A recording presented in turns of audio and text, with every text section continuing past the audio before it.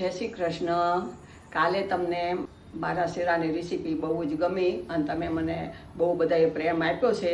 તો ચાલો આજે હું ભરેલા કારેલાની રેસીપી તમને બતાવું છું.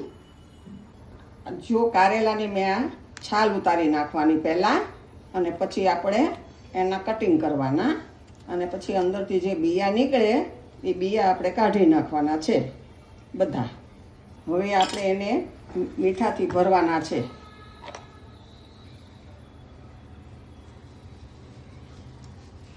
એટલે બધી કડવાશ નીકળી જાય અને આપણને અમુક જ કડવાટ મળે.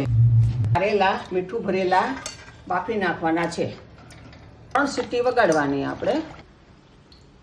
હવે આપણા કારેલા બફાઈ ગયા છે અને સરસ મજાના ચડી પણ ગયા છે. એટલે નિતારી અને પછી હવે હું કાઢી લઉં છું. પલાળેલા પૌવા થોડા, સિંગનો ભૂકો અને ગાંઠિયાનો ભૂકો, ગોળ, બાકી આપણો બધો મસાલો રૂટીન પ્રમાણે. ગાંઠિયાનો ભૂકો ઉમેર્યો, સિંગનો ભૂકો, પૌવા પલાળેલા ને આ ગોળ પ્રમાણસર અનુસાર મીઠું, કારણ કે આપણે બાફામાં નાખ્યું હતું. ધાણા જીરું જરા ચડિયાતું,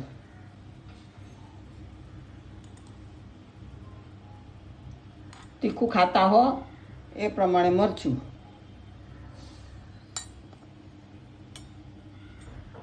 હિંગ અને આખું જીરું, તેલ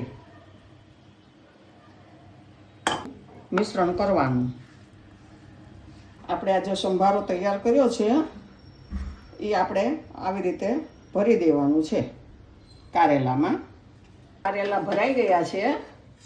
હવે થોડું તેલ નાખી, થોડી હિંગ નાખી કારેલાને આપણે વઘારી દેવાના છે.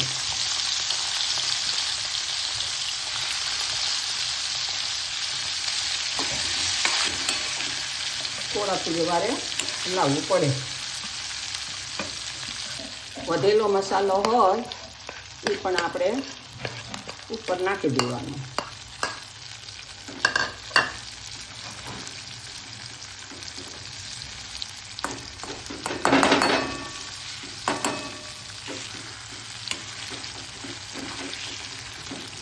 થોડી વાર આપણે ઢાંકી દઈશું.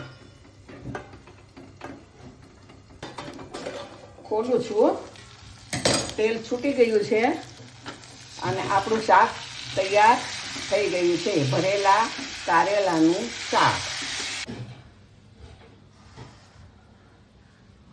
હવે આપણું આ કારેલાનું શાક બની ગયું છે. રેસીપી ટ્રાય કરીને મને પછી કહેજો કેવું બન્યું છે. તમને વિડીયો ગમ્યો હોય તો લાઈક કરી અને ફોલો કરજો.